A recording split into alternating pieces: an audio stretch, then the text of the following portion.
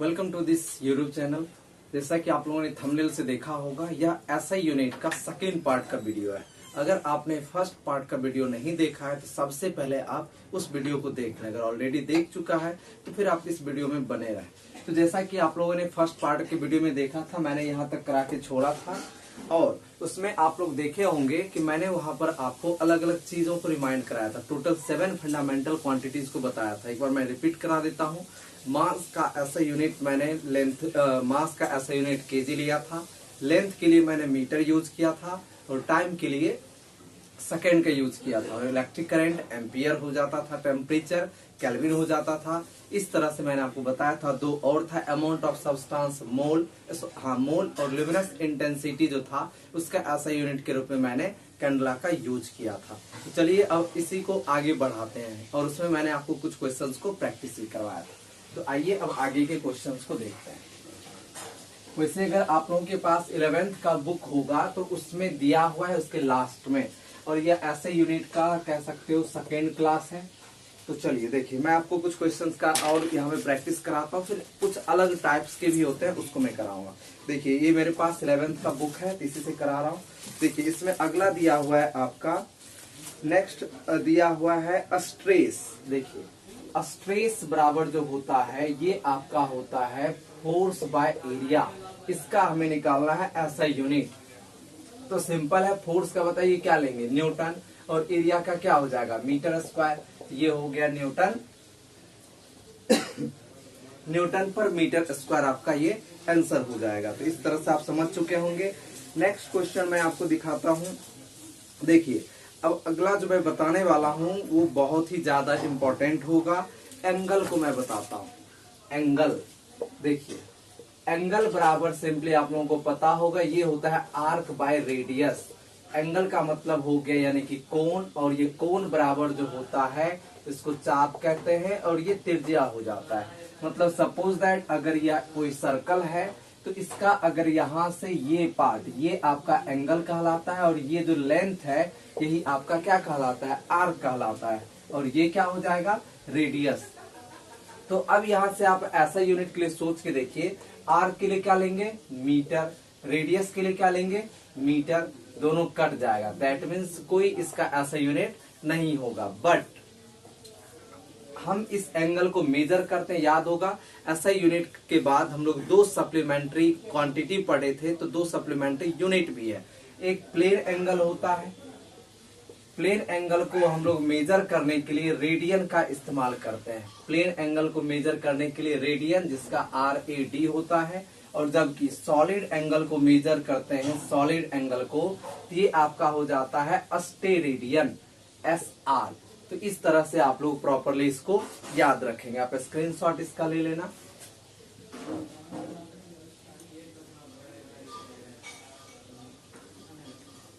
चलिए आगे चलते हैं। तो एंगल का आप कह सकते हो एक तरह से ऐसा यूनिट नहीं लेते हैं, बट सप्लीमेंट्री ऐसा यूनिट के रूप में हम लोग यूज करते हैं रेडियन एंड अस्टेरेडियन को। अब हम लोग इससे आगे बढ़ते हैं। देखिए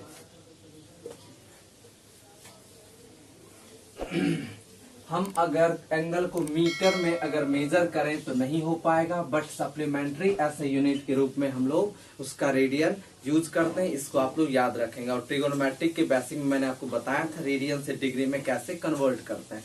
तो इसी हिसाब से आपका एक आ जाता है angular displacement. Angular displacement Hindi में बोलते हैं इसको कोणीय विस्थापन। कोणीय विस्थापन तो देखिए कोणीय विस्थापन जो होता है, एंगुलर डिस्प्लेसमेंट जो होता है, इसको हम लोग डिनोट करते हैं थीटा से। ठीक है, तो अब बताइए ये भी तो एक प्रकार का कोण ही है।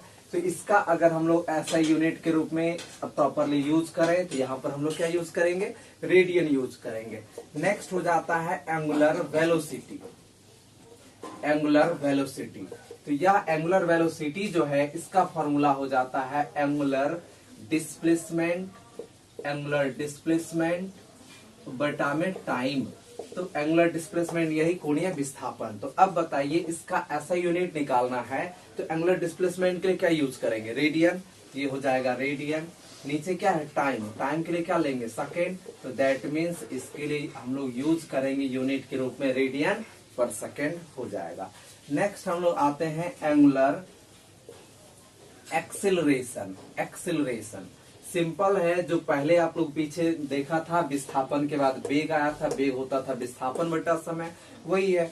अब यहाँ पर एंगुलर एक्सेलरेशन मतलब कोणीय त्वरण, तो इसका जो हो जाता है ये होगा आपका एंगुलर वेलोसिटी बाय टाइम, मतलब कोणीय वेग बटा समय। कोणीय वेग का आप यहाँ पर देख रहे हो रेडियन पर सेकेंड है, तो ये हो जाएगा रेडियन पर सेकेंड, नीचे में हो जाएगा सेकेंड, मतलब होगा रेडियन पर सेकेंड स्क्वायर।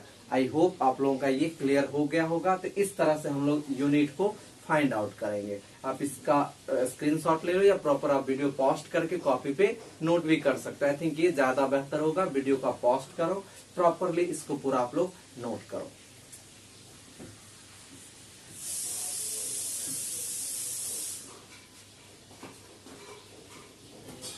चलिए आगे चलते हैं।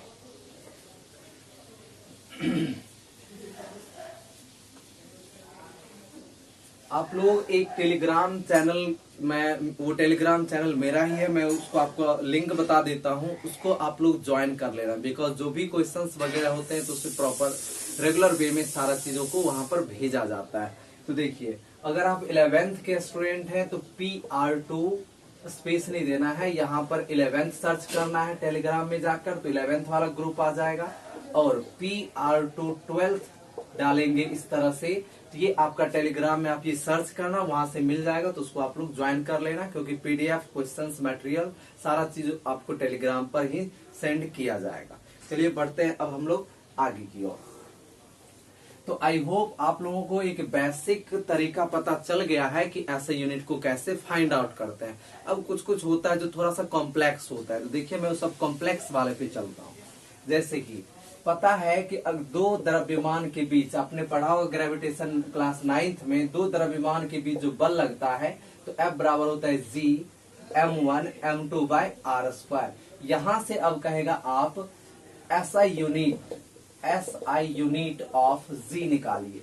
G मतलब ग्रेविटेशनल कांस्टेंट है, तो इसका SI यूनिट आपको पूछा जा रहा है। तो सिंपल है, हम लोग क्या करेंगे, यहाँ पर G निकालेंगे तो बताइए R इधर चलाएगा क्रॉस मल्टीप्लीकेशन से, तो FR² बराबर क्या बचा G, ये M1 M2 बटा में, सॉरी ये G हट जाएगा, ये ओहो, ये FR² बराबर होगा G M1 M2। G निकालना है तो बताइए FR² बटा ये नीचे आ जाएगा M1 इंटू M2 बराबर क्या G। अब F फोर्स है, F आपको पता है फोर्स है, फोर्स का SI मात्रक न्यूटन हो जाएगा। R जो है डिस्टेंस होता है दो द्रव्यमान के बीच का, तो ये मीटर स्क्वायर हो जाएगा। नीचे मास है तो ये केजी हो जाएगा, एक और मास है तो केजी हो जाएगा, बराबर क्या G। तो इसी को आप अरेंज कर लो तो न्यूटन मीटर स्क्वायर पर केजी स्क्वायर हो जाएगा G का SI मात्रक। इस तरह से आप लोग इसको सॉल्व कर सकते हो। इसको अब देखो मैं एक और तरीका बताता हूँ। सिंपली आप लोग क्या करोगे, मान लोगे SI यूनिट ऑफ G निकालना है, तो मान लेते हैं SI unit of let, SI unit of, या सिंपली SI यूनिट निकालना है G का, तो देखो डायरेक्ट यही पुट करो, F के लिए न्यूटन, और ये G को घेर देते हैं क्योंकि G का निकालना है। ये क्या है M1, तो M1 के यहाँ पर क्या लिखेंगे केजी, ये M2 तो इसके लिए केजी, नीचे R का स्क्वायर, R डिस्टेंस होता है तो हो गया मीटर स्क्वायर। अब अपना G यहाँ से बाहर कर लो, ये मीटर स्क्वायर इधर गुना हो जाएगा, इधर G बचेगा, इधर क्या केजी स्क्वायर। अब केजी को नीचे भेज देंगे, न्यूटन मीटर स्क्वायर बटा में केजी स्क्वायर बराबर G हो गया। बस इस तरह से हम लोग ऐसा यूनिट को फाइंड आउट करेंगे। इसको आप नोट कर लो। इसके बाद हम लोग चलते हैं अगले क्वेश्चंस पे। आप लोग दोनों वीडियो, इसके पहले वाला वीडियो और इसको अगर आप देख रहे हो तो यकीन मानो कोई भी ऐसा यूनिट नहीं होगा जो आप नहीं निकाल पाओगे। तो चलिए अब हम लोग आगे की ओर चलते हैं। एक F बराबर यानी कि दो आवेशों के बीच लगने वाला बल ये होता है 1/4πε0 Q1 Q2 बाय R² होता है। ठीक है, यह जो बल है यह दो आवेशों के बीच लगने वाला बल है। तो अब यहां से कहेगा आपको निकालने के लिए SI यूनिट ऑफ ε0 बताइए क्या होगा ε0। तो देखिए क्या करेंगे, डायरेक्ट हम लोग पुट करते ही जाते हैं। बताइए F के लिए क्या पुट करेंगे, न्यूटन, 1 के लिए कुछ भी नहीं, चार्ज आवेश के लिए, तो देखिए आवेश आप लोगों को भी नहीं पढ़ाया गया है तो पहले आप आवेश देख लीजिए। याद होगा इलेक्ट्रिक चार्ज, पहले ये लिख लेना है इलेक्ट्रिक चार्ज Q, ये होता है IT के बराबर। बेसिक फॉर्मूला आपने पढ़ा होगा, Q बराबर होता है IT। तो बताइए I के लिए क्या लिखेंगे, एम्पियर। बेसिक फंडामेंटल का ये फिफ्थ मतलब चौथा या पांचवा में लिखाया था मैंने। तो करंट को एम्पियर में मापते हैं, टाइम को किस में मापते हैं, सेकेंड में। तो टाइम हो गया सेकेंड, एम्पियर सेकेंड, इसी को कहा जाता है कूलम्ब। यानी कि याद रखिएगा इलेक्ट्रिक चार्ज का SI मात्रक आपका कूलम्ब हो जाता है। तो अब आ जाते हैं 1 का नहीं होगा, एक चार्ज है तो इसके लिए कूलम्ब, एक और चार्ज है तो इसके लिए कूलम्ब। नीचे 4 पाई का नहीं होगा, एप्सिलॉन नॉट का निकालना ही है। तो एप्सिलॉन नॉट को क्या करते हैं, बॉक्स में डाल देते हैं क्योंकि इसका चाहिए हमें। अब है R² मीटर, R मतलब दूरी, तो इसको डालेंगे मीटर स्क्वायर। अब इसका चाहिए तो इसको यहाँ ले आते हैं, ये एप्सिलॉन नॉट हो गया बराबर, ऊपर क्या बचा, कूलम्ब स्क्वायर। ये न्यूटन कहाँ शिफ्ट कर जाएगा, नीचे, ये न्यूटन और ये मीटर स्क्वायर हो गया कूलम्ब स्क्वायर बटा में newton metre square. I hope आप लोगों को ये पूरा समझ में आ रहा होगा। तो आप स्क्रीनशॉट ले लो इसका। अब हम लोग आगे की ओर चलते हैं।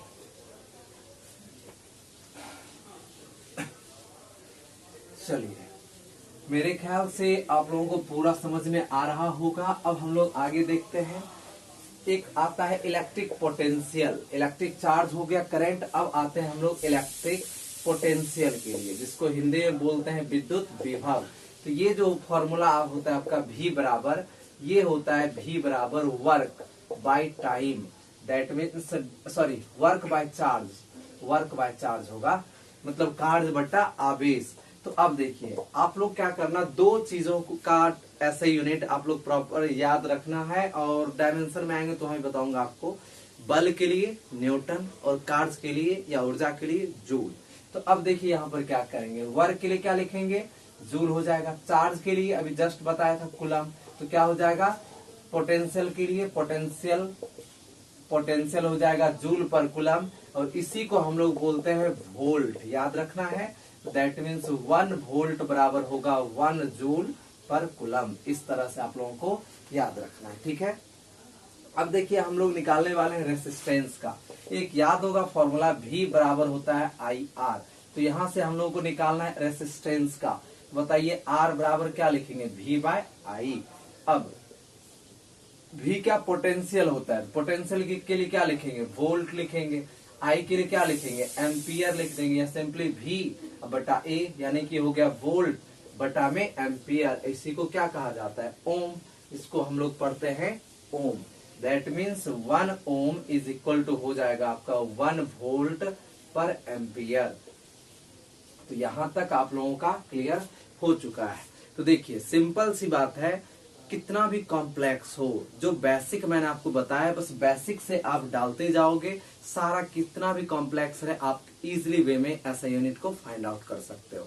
तो इसी तरह से देखिए मैं एक और इसमें थोड़ा जो कॉम्प्लेक्स दिख रहा है मैं उसको आपको बताता हूँ। वैसे इसमें बहुत सारे क्वेश्चंस दिए हुए क्लास 11th के NCERT का सबसे लास्ट में, तो वहां से भी आप प्रैक्टिस कर सकते हो प्रॉपर। देखिए एक मैं यहां से आपको बताता हूं, देखिए ऐसे यूनिट के लिए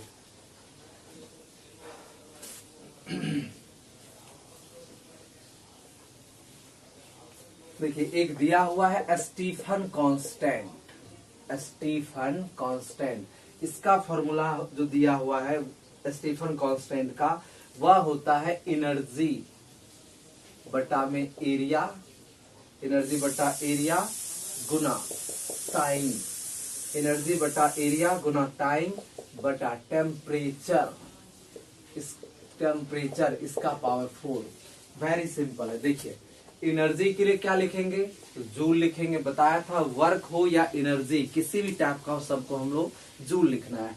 नीचे क्या है, एरिया, एरिया को लिखेंगे मीटर स्क्वायर। उसके बाद टाइम का क्या लिखेंगे, सेकेंड लिख देंगे। नीचे क्या, टेम्परेचर का पावर 4, तो ये हो जाएगा केल्विन का पावर 4। तब इसी को अरेंज कर देना है, तो ये हो जाएगा joule second by metre square के 4 हो गया। तो यही था आपका ऐसे यूनिट। तो इसी तरह से हम लोग सॉल्व करेंगे। तो आई थिंक आप लोगों को पूरा का पूरा समझ में आ गया होगा। तो इतना कंसेप्ट इनफ है। अब आप लोग क्या करेंगे, बुक में जितना भी ऐसा यूनिट दिया हुआ है उस सारे को आप लोग सॉल्व कर लेंगे। और यदि फिर भी कहीं आप लोगों को डाउट रहता है, कुछ पूछना है, तो आप इस वीडियो के कमेंट सेक्शन में जाकर वहां पर आप टाइप करना, मैं प्रॉपरली आपको वहां पर रिप्लाई कर दूंगा। तो मिलते हैं फिर नेक्स्ट वीडियो में। नेक्स्ट वीडियो जो होगा वो आपको यहाँ पर आपको मैं डायमेंशनल फॉर्मूला उसमें मैं आपको सिखाऊंगा, बिकॉज ऐसा यूनिट डायमेंशनल दोनों इंपॉर्टेंट। तो मिलते हैं फिर अगले वीडियो में जो कि होगा डायमेंशनल का। तब तक के लिए thank you so much for watching this video.